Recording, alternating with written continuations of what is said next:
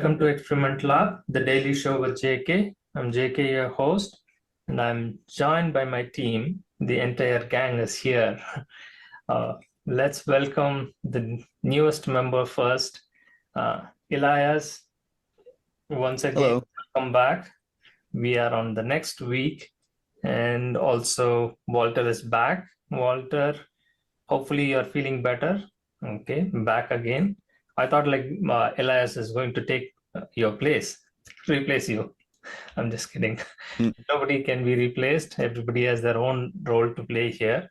So our team is building up, and also my old colleagues, right, who are working on the projects, who's going to give us some insight on what's happening behind the scene as well. Since newcomers will be surprised what's happening in this experiment lab. What are they trying to do? What are they trying to expose? All those things. So welcome Amar and Shiva / Iftikhar turned. You are also welcome. And if you have any work on the project, you can go ahead and drop off. But before we kickstart this conversation, let's hear from Walter and Elias, like what they have to say about this. Well, I have no idea what we're going to do today, but I'm excited to be involved. What about you, Walter? I have not met you before, have I? I don't believe so. Well, about the project itself, I am interested in seeing what is being done, and if I know last time, which was 2 weeks ago, the flu kind of knocked me out. We were talking about a couple of new projects starting. We'd be interested to see if those have started and what the progress is on those. I believe this is just, I believe we're more on a rolling project basis. If we have a more solid project, especially for individuals to work on with tasks, then I'd be open to hearing. I don't know what JK has planned. JK, what do you think? Yeah, absolutely. Let's hear from Amar and Shiva. Probably they can give us an update. Or Amar, do you want me to share the screen and explain what this project about, what you have been doing so far, and what is your understanding, and how we are trying to cover this in our shows? Shall I share or you want to share? Yes, go ahead. Meanwhile, I can also pull up Nate profile as well as. So I don't have the access of Net profile for now. Can I share my profile? Yes, go ahead with yours. Yeah, sure. Yeah, this is the profile. We are using different profile here. Actually, we are faking our resume and using different name and trying to reach to the recruiter and the client. They are providing us their job details. Suppose they send a job description here like this for project manager or Scrum Master. By this way, they are job details for project manager, and we are replying here. Actually, this profile is fake profile. Actually, we are using the resume that is prepared by someone. Everything in the resume all are fake. See here, this is the resume. We have 10 years experience in Scrum Master project manager. We are just trying to do the experiment that how it's easy to get a job in the job market, and easily we are reaching to the recruiter. After that, we are facing the interview, and by this way we are getting the job, you know.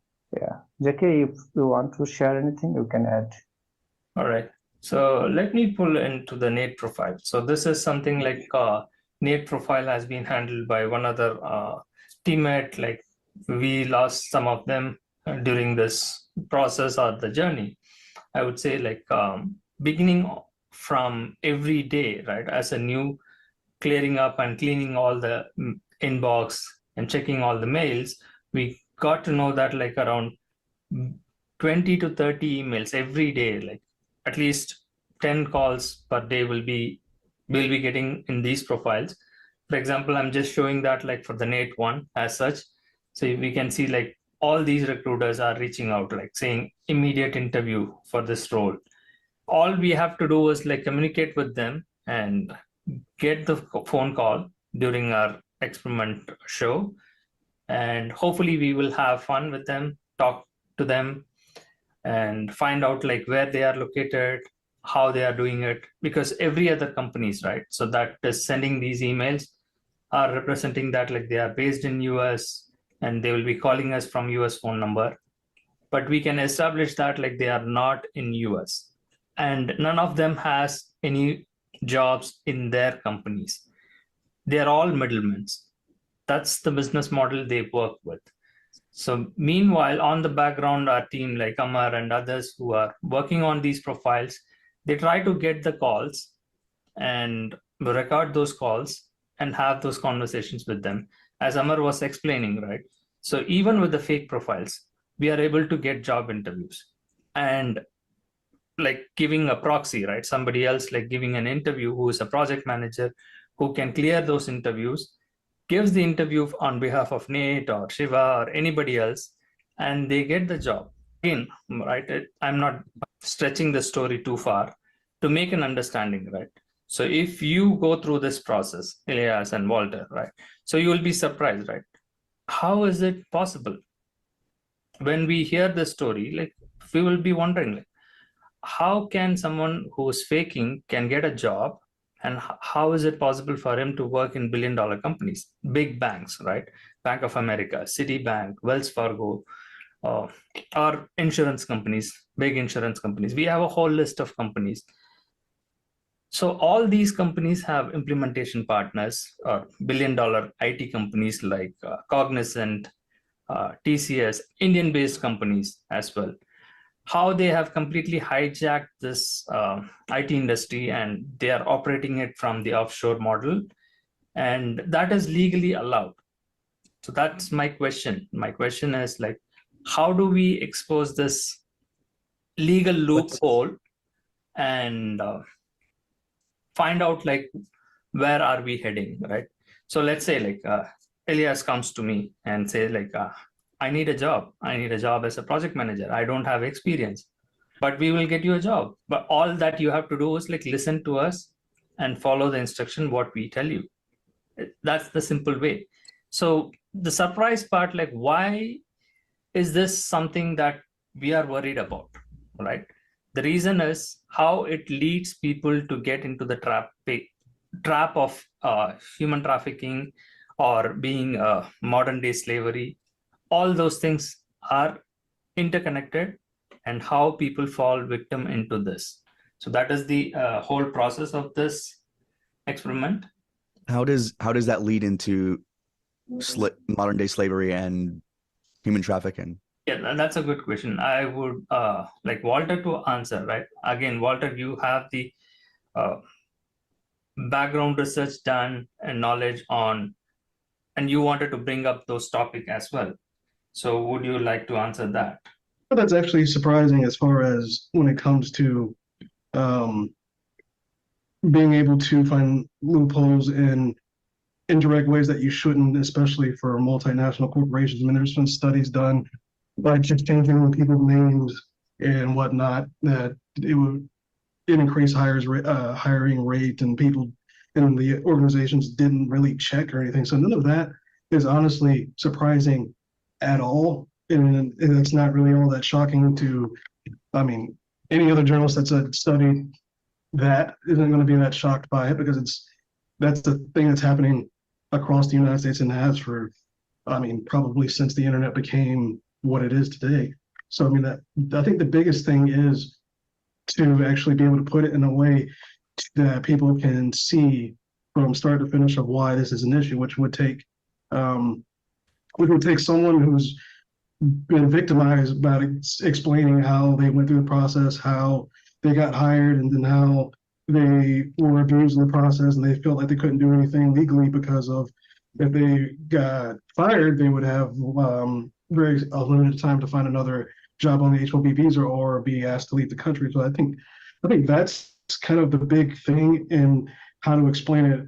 I'll explain it, not telling people that this is happening as a surprise, because it's a thing that's been happening in the United States for a bit of time. And I don't think that in itself is shocking at all, especially when you talk about big corporations, big business. I don't think that that part is shocking at all, especially when when you see like it's still a big problem, people, or like outsourcing of jobs and everything like that. It's been talked about for a while, for not even on visa programs. So, but very little has been done because of that. You can get into like dark money and reasons as to why, legally bribing politicians as to why nothing's been done there. So, I mean, I think it's just having to put the shock value in front of people and showing this is happening, this is a problem, maybe we should do something about it. That's kind of where I sit on it.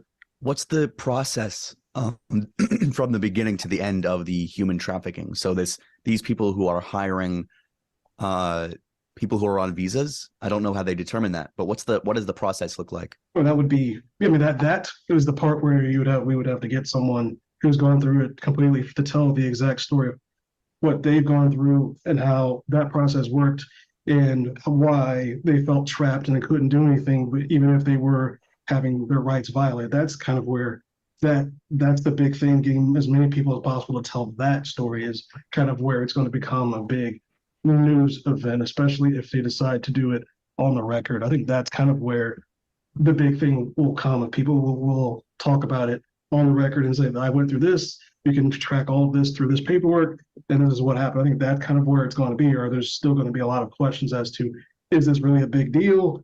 Why is this different from something else? And why should we care? I think so I think that's kind of where all of that's going to come into play, is to get people to talk about it and not be afraid of any kind of repercussions. Well, it's easy enough to do an anonymous call, but the thing is, I don't feel like I understand this issue well enough to comment very much on it. Yeah, Elias, hold on a minute. We are getting a call. I'll explain that. Hello. Yeah, hi. This is Babu Kumar from Tanisha System. I'm Narendra, right? Yes. Yeah, so let me know, you are a citizen or green card holder, sir? Green card. Green card. And in which project you have worked in the insurance domain? Sorry, come again. What is that? In which company you have worked as in insurance domain? Humana and WellMed. No. I just email you. Let me know the experience over the insurance domain. Then you mentioned it's like you have 4 years of experience over the insurance domain, right? So I just ask you, in which project you have worked in the insurance domain, sir? I worked in 2 projects. I just showed you in my resume, right? Right. In which project, sir? Let me know. Just like with the Kavelsparva, iHeart Media, Rook Space. Okay, that's it's in WellMed and Humana. WellMed and Humana is in just like 13 to 17, right? Yes. And you are a green card holder, right, sir? Yes. Okay, let me ask you one thing. So where are you calling from? From Tanisha System. So, what's your through the email? We are communicating through the email. What's your name? Babu Kumar. Oh, okay. So are you based in US or you're calling from somewhere? No, calling from somewhere, sir. Where in? Oh, from India. Which part of India?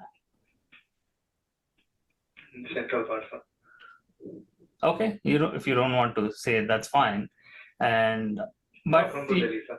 It shows like you are in New Jersey and you are calling from US number. That's why I asked you. How is it even possible? It's outsourcing, sir. Oh, okay. So you are offshore. Okay. Yeah. So can I drop you at 120K? Yes, you can do that. I just drop you 2 emails. One is a salary confirmation and one is a Wipro confirm. So please confirm both of them. Okay, sir? Okay. So what do you need from me apart from that? No, I just drop you 2 emails. One is a salary confirmation and one is a Wipro confirm. So please confirm both of that emails, sir. Okay. All right. I'll do that. Thank you. Thank you. Thank you. So this is like step by step we have to go on this, right? So this guy like kind of revealed the identity, right? Saying that like he is an offshore, though some of them hesitate, but they will not say that. Like they will say that like I am in US, and they will defend, or sometimes they will drop the call. If we start asking, right, again, Elias, Walter, right, correct me if I'm wrong. So we can probe them, we can question them. Is it legal? You are misrepresenting? Are you not doing fraud? If we question those things, they will immediately drop the call and they will not engage with you. But the process is very clear and straightforward. If you go through the process and if you do what they are asking us to do, you will definitely end up getting the job in an easy manner compared to others who are competing for the same job. Whether you are a US citizen or a permanent resident, whatever visa you are, and even if you are an illegal. That's the surprising part. So we are not blaming anybody else here. We are trying to explore and expose this corruption, and how can even a person who is not even legally authorized to work in United States, or who doesn't have the qualification, they are able to get the job and they are able to work. It's not just one here and there or happening something randomly, right? Thousands of people are doing this. Millions of companies are involved in this.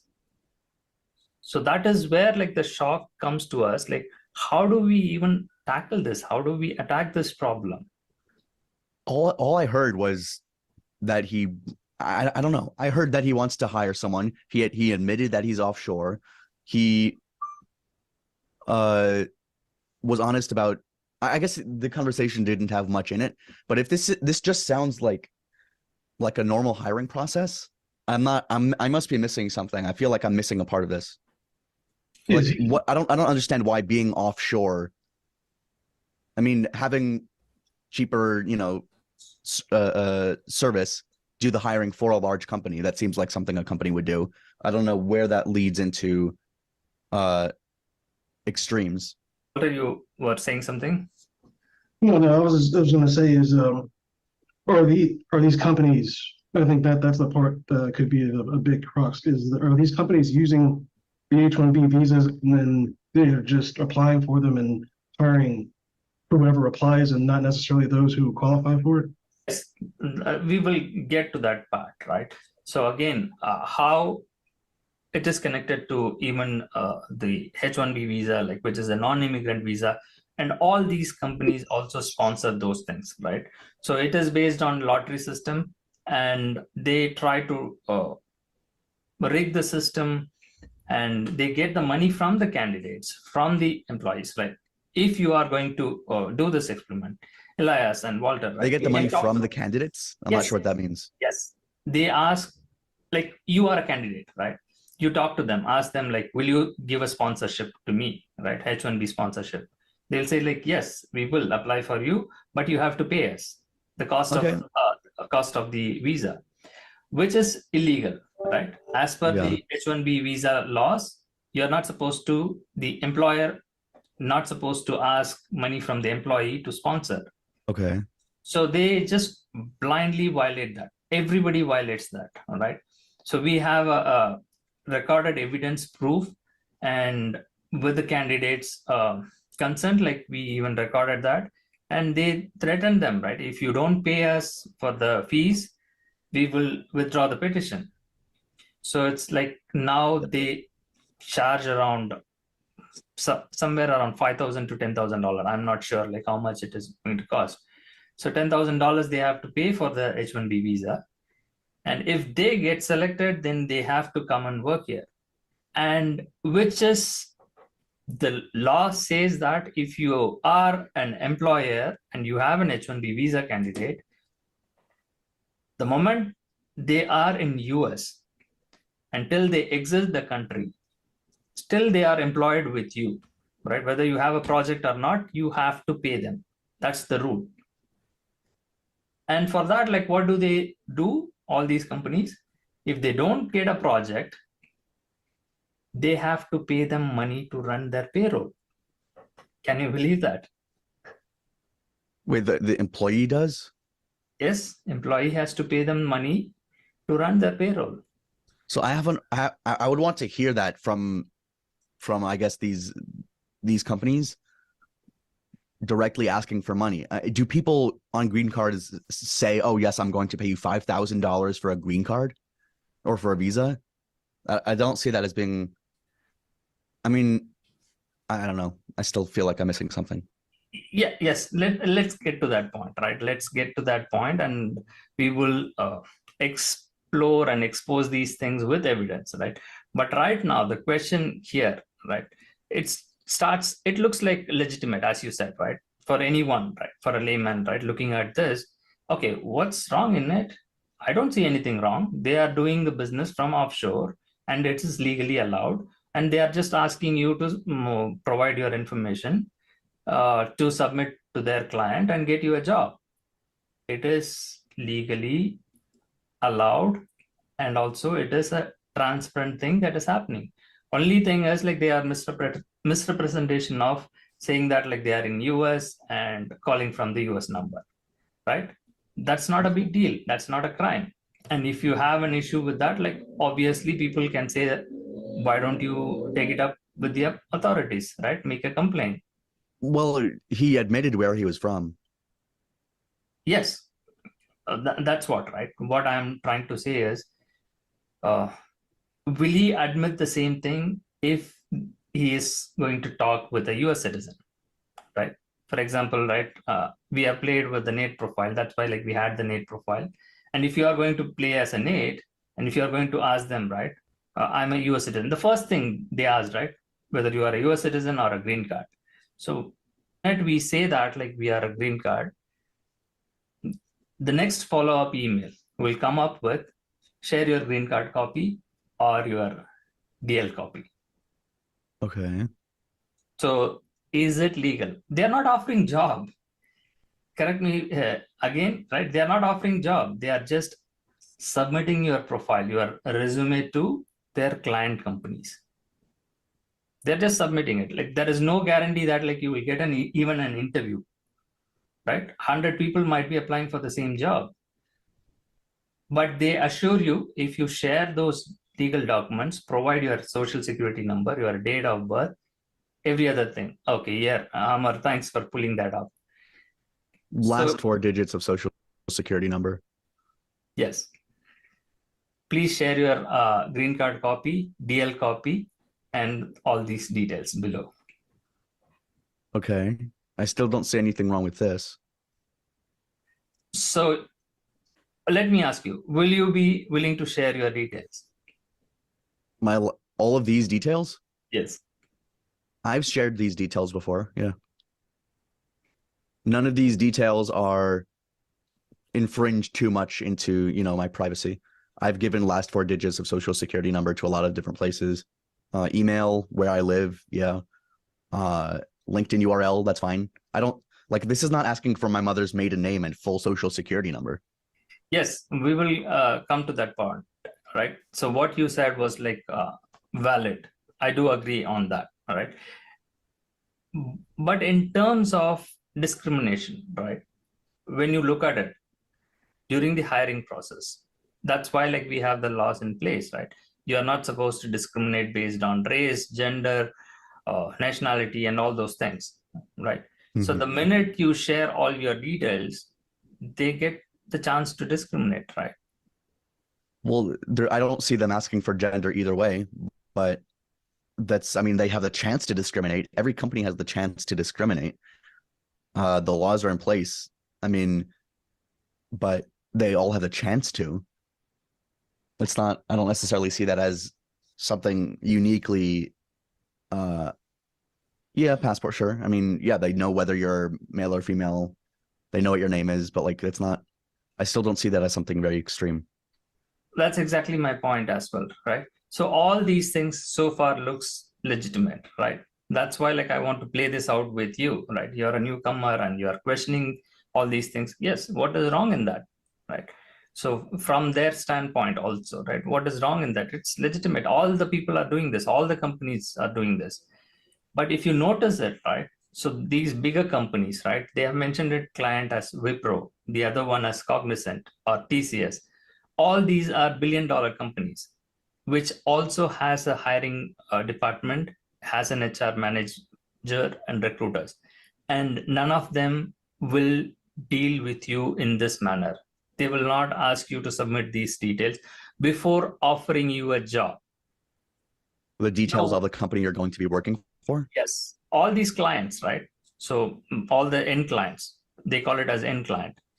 So there is multiple layer, right? So here, the company that the guy like who called, right, is called Tanisha System, right? So they are not the employer. They are just not even the Okay. middleman. Yeah, they're outsourced. They are outsourced, right? So they are outsourcing to another company called Wipro here in this case, right? Which is a billion-dollar company, which is based in India, and the end client is Everest, right? So neither Everest nor Wipro will ask you in the initial phase of submitting your resume and interviewing you, because the interview has to be done by the Wipro managers or the Everest managers, right, for you to get the job. So when they don't ask these details, why this third-party company is asking us all these details upfront? Because they have I no assume business. it's just a preliminary thing. Like, oh, you go through them, they screen talent, and then whoever passes through goes to the next stage of interviews. So Again, they're just trying to screen people through. I imagine. yes, I totally agree, right, to your point, right? So they screen it, and the reason why the screening is not being done by Wipro or the end client is it is illegal to ask people before offering a job. That's it, period, right? After offering a Which job things are letter, illegal to ask?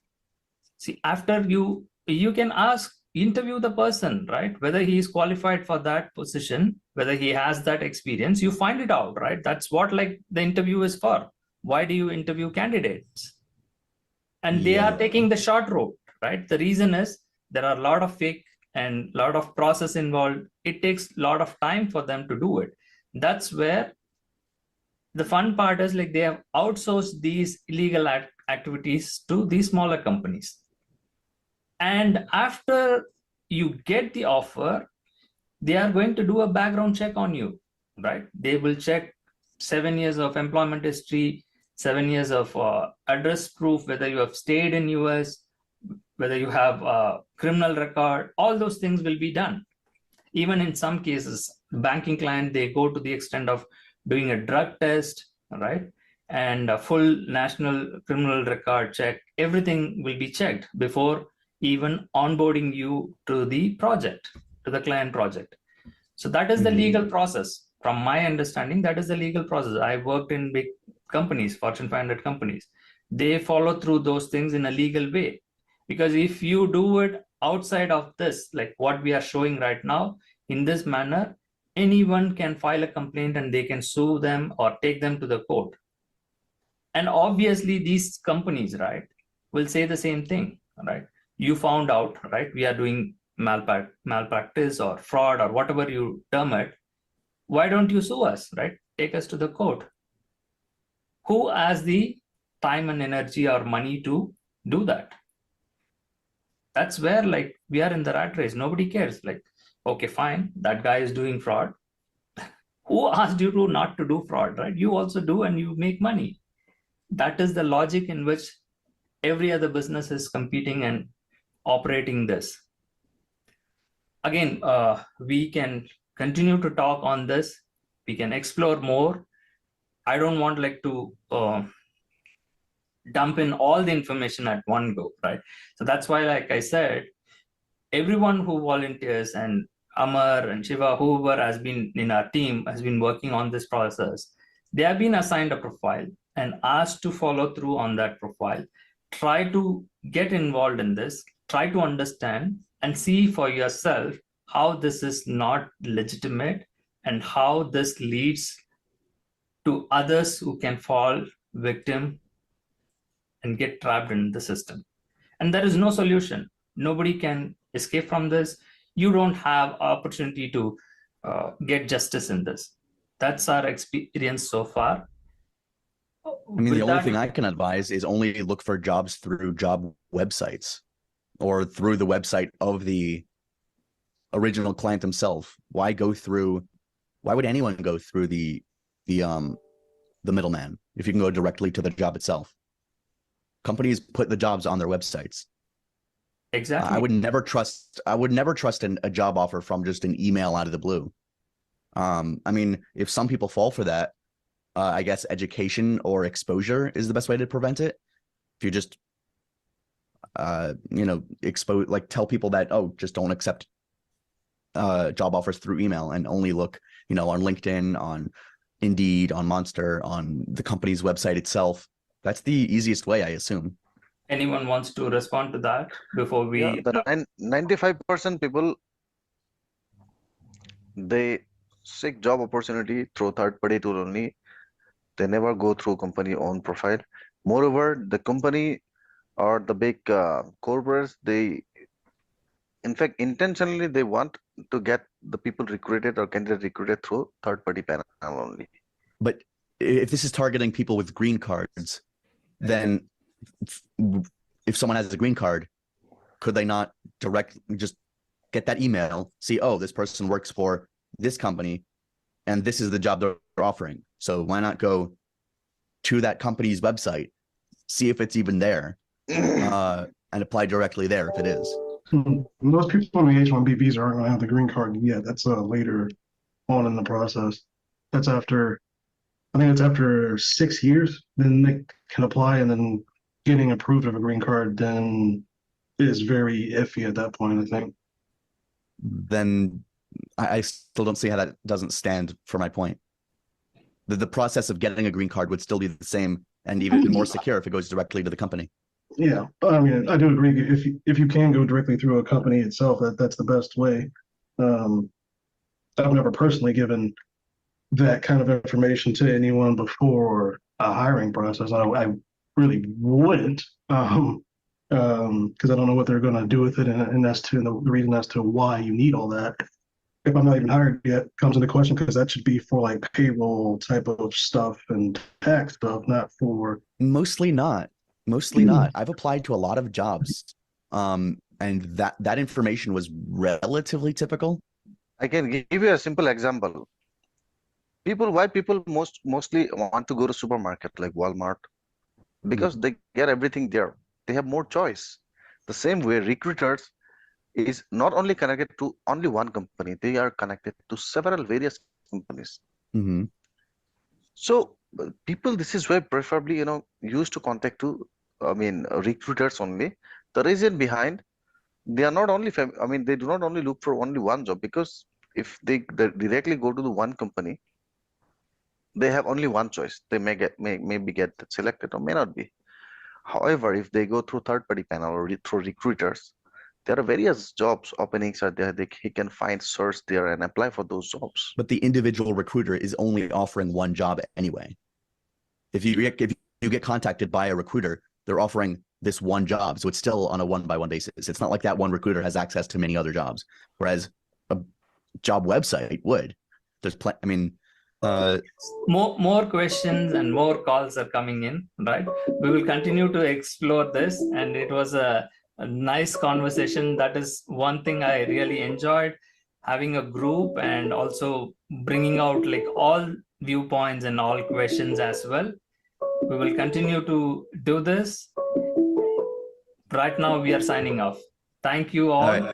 Bye for now.